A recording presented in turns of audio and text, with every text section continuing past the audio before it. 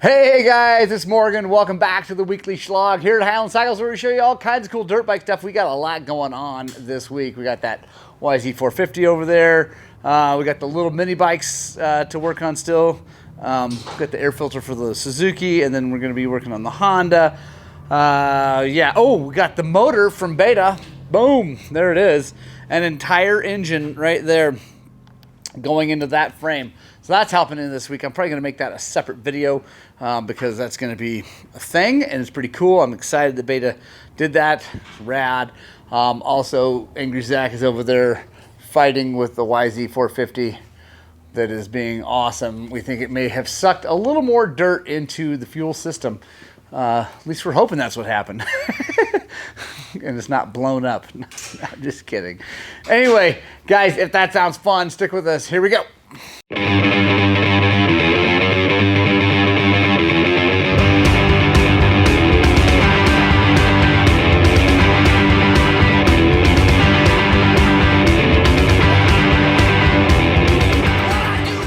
All right, so first on my list is this, we believe, 03 YZ450. It is written on the frame in permanent marker. It's an 03, but I think it is someone either powder coated or painted the frame. It looks like powder coated the frame, so the VIN is gone. I don't think it's stolen or anything like that. Someone just, whatever. Thought it'd be cool. They made the frame kind of purpley, which is kind of cool, I guess. I don't know. But let me show you my favorite part about this. Somehow, some way, someone made a custom oil fill cap that says, "Lick me." I think that is hilarious. Oh, man, that's funny. So the customer states that the problem with this thing is it might need carburetor work. It smokes a little, and then the handlebars are loose. I don't know what that means. I don't know. They're not moving around.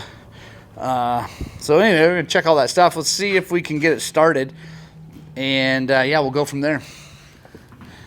Nothing but rocks. All right, guys, I'm going to check, make sure there's gas in the motorcycle. There is. Not much. But there is. And, on these older carbureted four-strokes, my MO is to pull choke, twist the throttle 3 or 4 times because it has an accelerator pump that will squirt some raw gas into the motor, and then we're going to get it to the right part of the stroke. Maybe. There we go.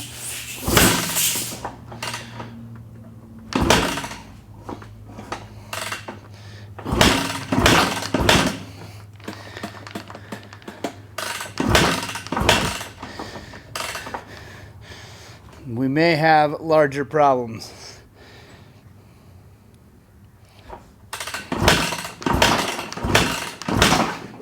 Usually, even if the carburetor, pilot jet or whatever is clogged up, usually you can squirt enough gas with the accelerator pump to get it to start. But not the case. So let's check and make sure there is gas in the carburetor. The drain.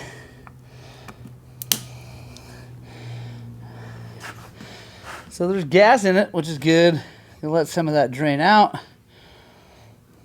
Sometimes just draining the fuel out of the carburetor will help clear any kind of like film or whatever off. And then fill it back up. Turn the gas back on. Let's see if that changes anything.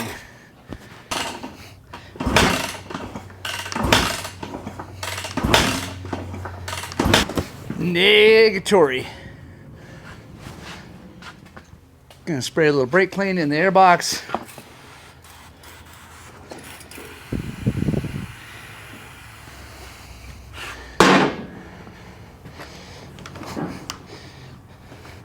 When you do that, guys, you gotta hold her wide open for a little bit to suck that brake clean in. Oh! we go.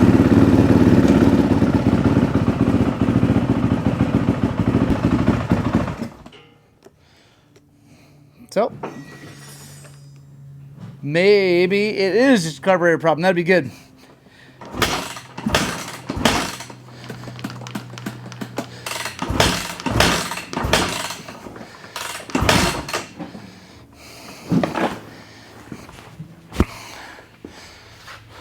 All right, so what I'm going to do now is I'm going to turn that carburetor. Since this is an old steel frame YZ, I can loosen the clamps on the carburetor, turn it sideways, clean out the pilot and main jet circuit real fast, and see if we can get it running. That is not a carb clean by any means, or a service to the carb or anything like that.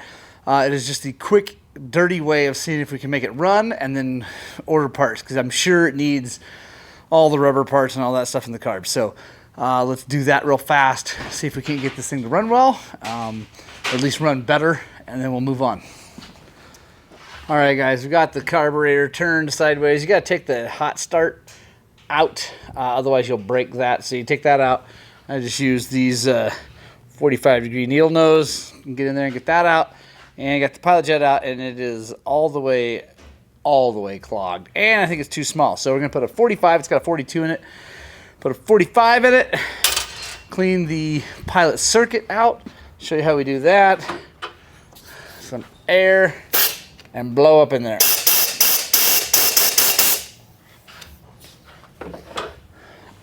Again, this is not a carb clean or rebuild.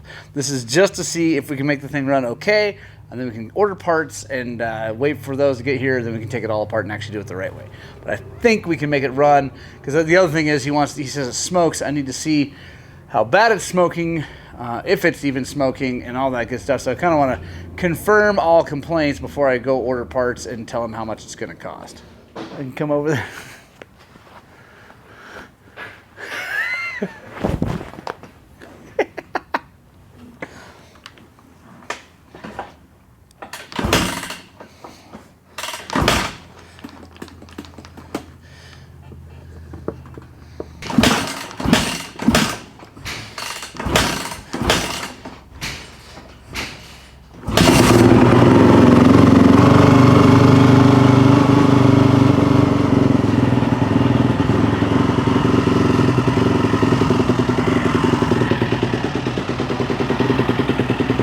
Sign.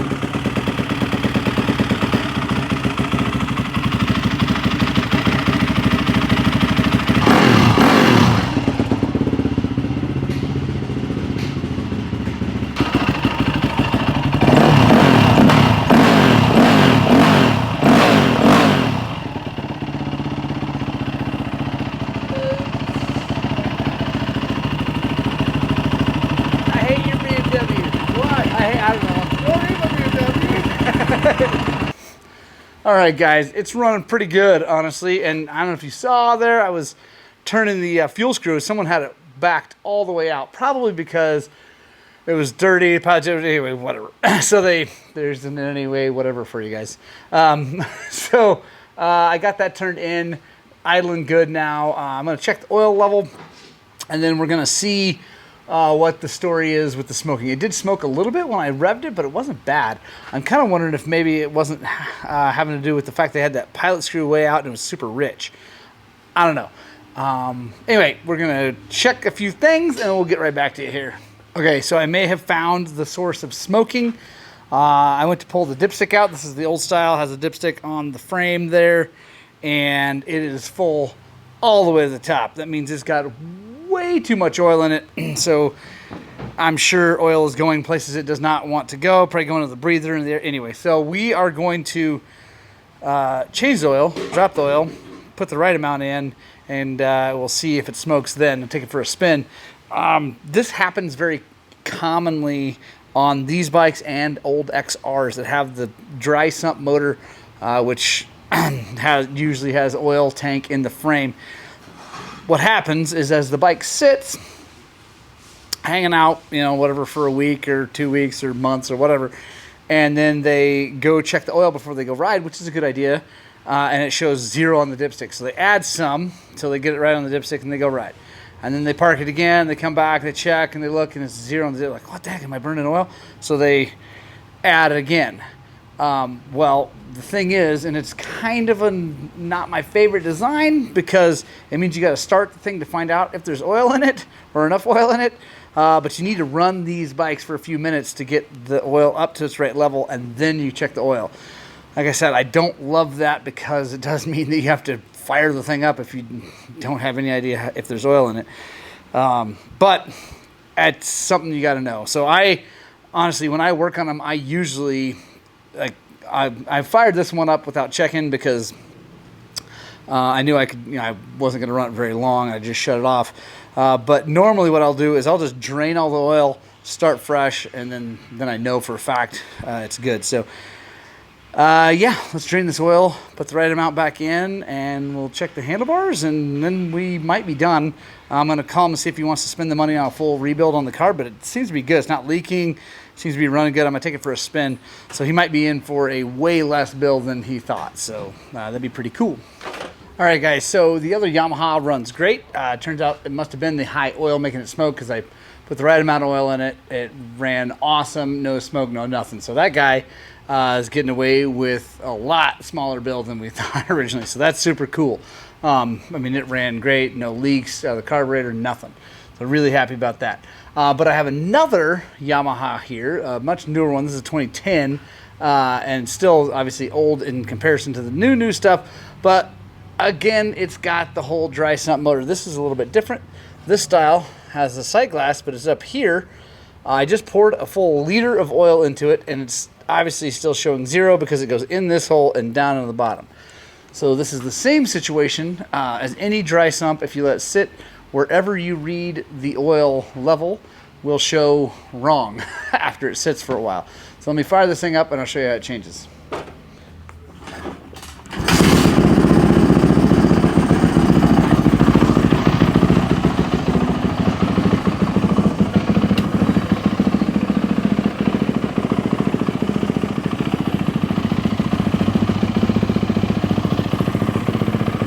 There we go. Just started pumping oil. That's not totally full. It's just a little bit of oil on that back part, so you can tell it's in there. Because these take a little bit more than a liter, but I like to run them at a liter and then add oil, fire it up again. So the reason that Yamaha does a dry sump motor, or anybody does a dry sump motor, what that means is that the sump, the lowest part of the motor, is dry under running conditions. And what that does is it allows the crankshaft to spin faster, because it's not dragging through a bunch of oil. So it pulls the oil from the sump, the bottom part, sucks it into that tank, and then from that tank it pumps it to the top, it drips down, gets sucked out, so it keeps that sump dry, which again, like I said, allows the crankshaft to spin a little faster, makes the motor spin a little faster, and it's a cool design, great design, except for this situation. When you're trying to check oil level and all that, it's kind of a pain in the butt for that, but other than that, it's pretty cool. Yeah, anyway, on to the next job. All right, guys, quick break here. Work on my bike. Time to put another V-Moto back on. I got to put it back on my other wheel. Anyway, whatever. I have a few sets of wheels. Very fortunate that way. So the Bulletproof Designs wheels are going to be my hard enduro wheels, and my stock wheels are going to be my just normal trail riding and race wheels for like hair scrambles and things like that. So I'm going to put a V-Moto. Have to say a huge thank you to V-Moto for being on board again as a sponsor this year. They're giving me a ton of tires. So thank you, V-Moto tires. Thank you, thank you, thank you. I really, really, really like the Force AT. That's this one. This is the Apex compound. It is a brilliant tire. The Apex wears out a little fast, but the grip is amazing. It's kind of like they took a normal, well, I think it is. They took a normal knobby with normal stiff knobs that works really good in the dirt, and then they covered it with a really sticky rubber. So unlike a gummy tire that just is super mushy and grippy and like rolls around on the rocks and stuff like that, which is awesome for hard enduro and that like getting all the grip possible, but they kind of suck in the dirt, if we're honest. Let's be honest. They spin because they just don't have the knobs to dig. The V kind of solves that problem. It's definitely not I don't think it's going to be an awesome hard enduro tire by any means, but it gives you some crazy grip on rocks and logs while still maintaining a nice stiff knob, and I really, really like it. So yeah, I'm going to swap my Moose Balls into that, and I have to say, guys, so you guys know Moose Balls gave me the Moose Balls, or Mr. Wolf gave Intech, actually, James Richards gave me the Moose Balls, and I am so appreciative, and I love them. I really do think they are like one of the best foam products out there, but changing them, honestly, is a pain in the butt. Like, getting all these Moose Balls out and into the other tire is the worst part. Like, I know that's complaint, whatever, but I just want you guys to know that I'm being real here. This is not Morgan getting paid, Morgan, like, kowtowing to his sponsors. I'm going to tell you the reality of changing the Moose Balls from one tire to the other kind of sucks. It's not much fun. It's a small price to pay for the performance and the longevity, but it is a price to pay. So I'm going to do that. It's going to take me a little bit, and then we'll get back to working on customers' bikes.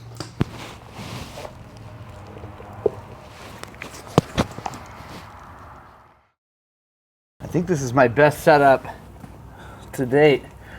It's having them like this. Let me show you guys. So I got old tire here and just reach through. It's still silly, but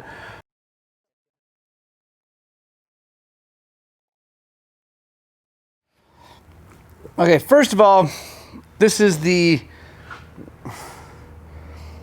fourth tire. I think this is the fourth tire that these Moose Balls have been in, and there's no way I'm going to need to add anymore, so that's awesome. But let me show you something. All right, so as a lot of you guys know, the way the hard enduro guys get their mooses super soft and squishy is to drill holes in them. So first of all, huge thanks to Ben at Ben Nicholson at First Trek Motorsports. He sent me this moose drill, and I am going to try. So I know it's a small one. I wanted to start with a small one and kind of like test, right? I think I'll probably end up getting one of their bigger ones too. But I'm thinking what we're going to do is we're going to drill through these Moose Balls, and I just want to see how hard it is. So why don't you join me? This is going to be one of the ones we put in there. I was kind of thinking about going this way, and that might work because you can't do that with the normal Moose. That might actually be kind of cool. Normal Moose, you have to, obviously, since it's one big ring, you can't go in like this. But I'm kind of wondering if you just drilled through like this, if that would add just a little squishy, but it would still fill the tire at first, but it'd be, let's do it. I say, whatever, let's try it. I bet I could talk James into another set if I totally ruin him. Let's just see how this thing works. I've never used one of these things. I've heard these can be hard to hold on to, so let's see. What are you talking about? That's not hard at all.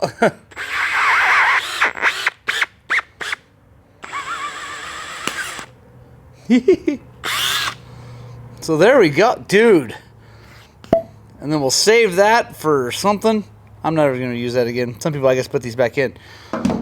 So I know that's not a huge hole, but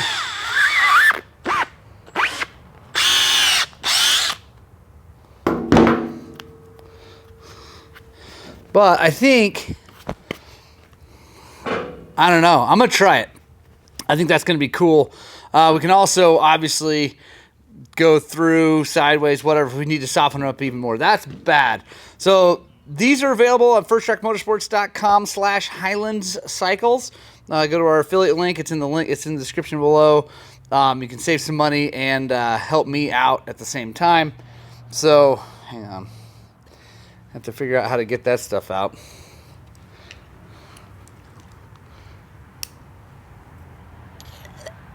Oh, that's easy. So they have 3 sizes, I think. This is the smallest one. Like I said, I want to start small.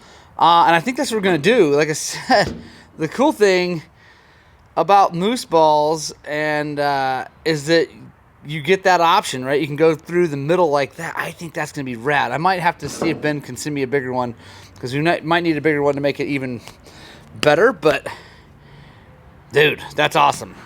We're over here in Zach's world because we have awesomeness up here on the lift. A quick backstory: customer bought this TTR 125, yeah, 125 for $500.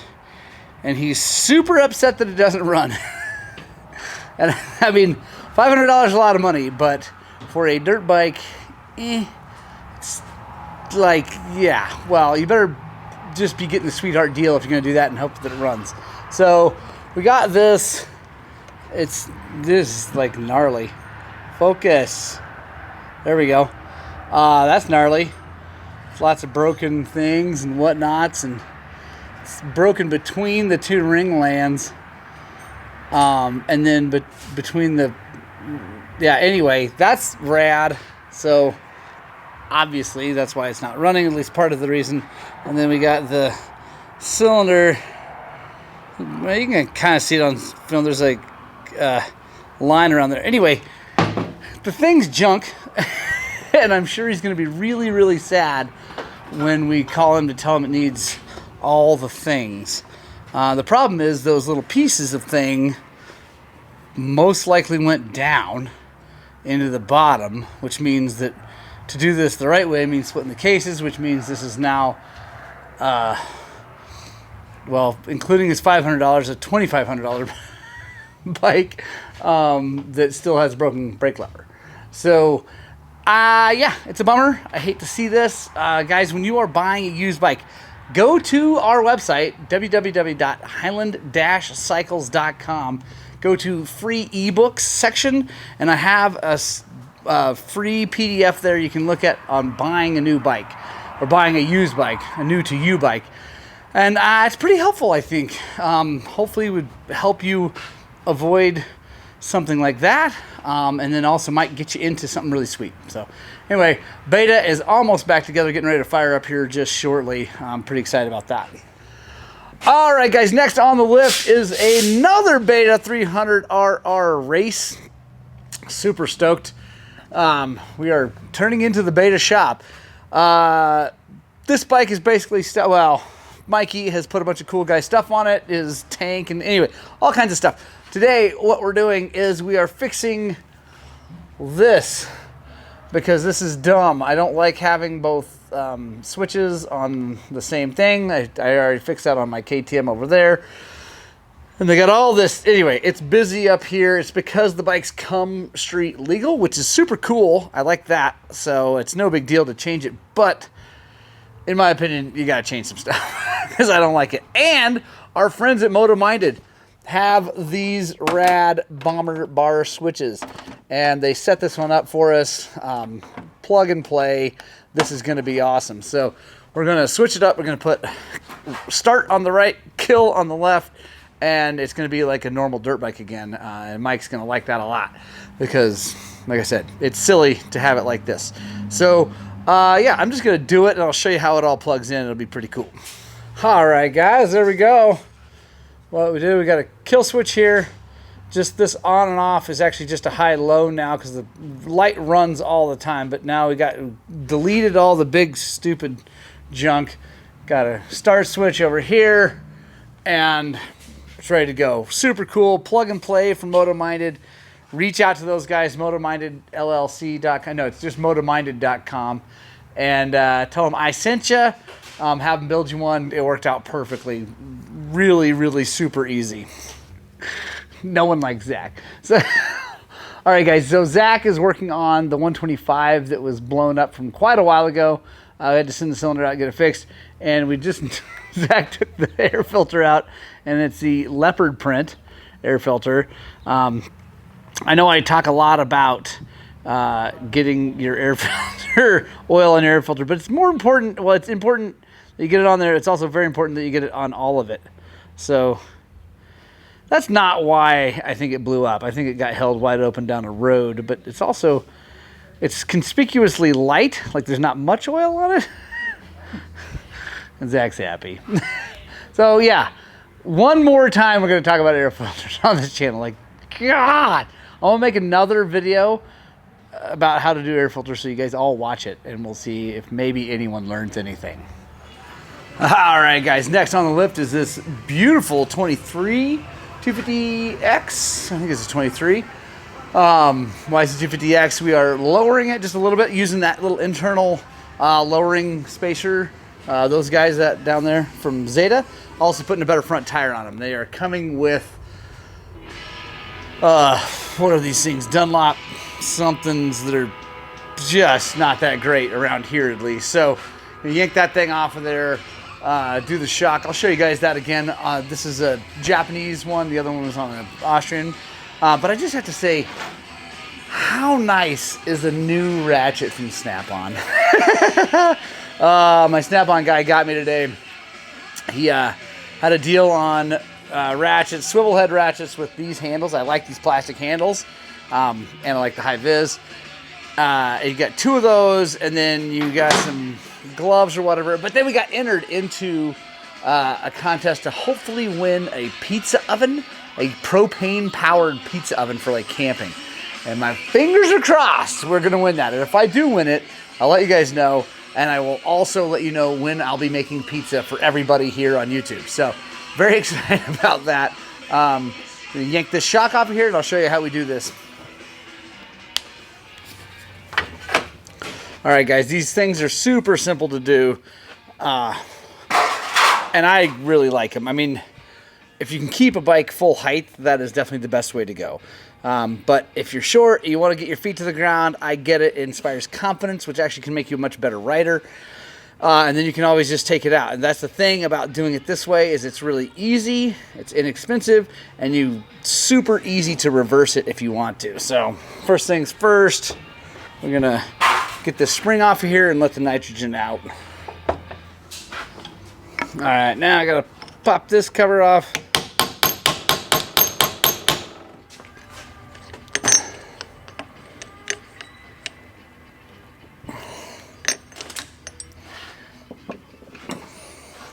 All right, now we got the seal head down.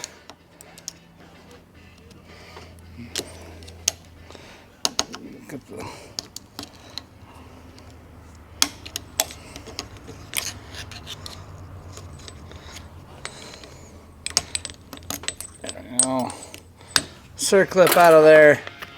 Now we take our cool little ring. And take the O-ring off of here for now. There we go.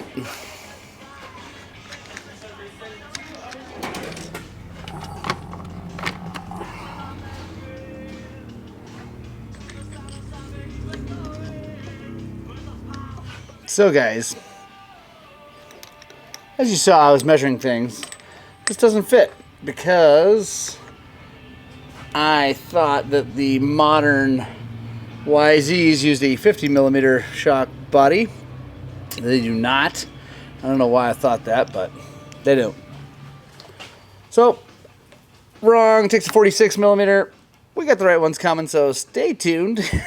Probably be next week, but we'll get that done. So, the cool thing is, because I didn't take everything apart, I don't have to bleed anything. I just have to add nitrogen back in here, put it back on the bike, and you can ride this weekend, and then we can fix it next weekend. So not a big deal, unfortunately, for me and for them. It won't be lowered this weekend, but they've been riding already, so not a problem. Yeah, note to self. YZs, take a 46mm shock body, not a 50.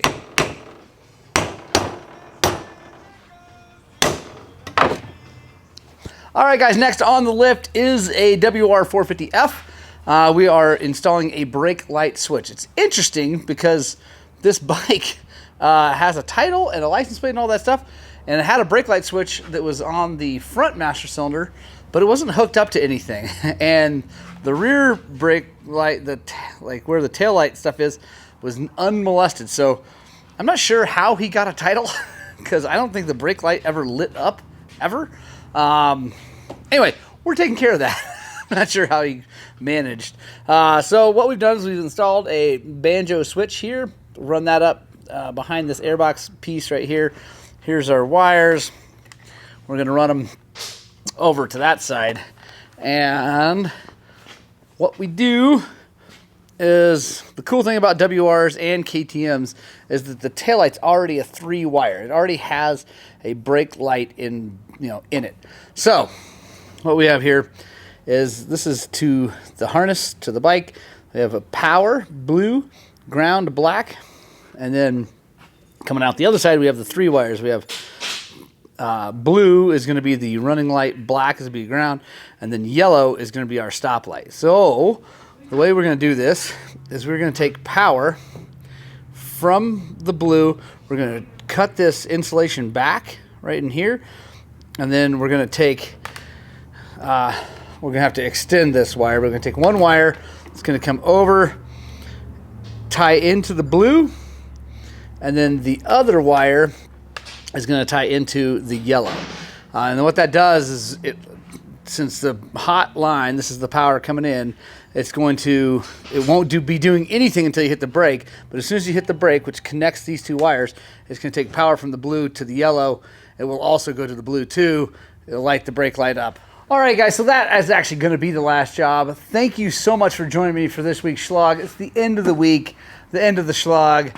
As you can see, lots more to do, so make sure you subscribe to the channel if you haven't yet, because we got lots of cool stuff to show you, lots of cool things to do. I love showing you guys this stuff. I hope you guys enjoyed it. If you did, maybe give us a thumbs up. Tell a friend about the channel. Maybe subscribe if you haven't. Let me know what I could do better. Comment below if there's something I can do better, something you'd like to see more of, something like you'd like to see less of. I just am always looking to make this better for you guys. I'm going to get out of here and go hang out with my wife. It's Mother's Day tomorrow, so we're going to go do Mother's Day stuff. I love you guys. Get out, spread the gospel 2 wheels, and as always, I desperately hope that what we're doing here is inspiring you guys to work on, but more importantly, get out and ride your dirt bikes!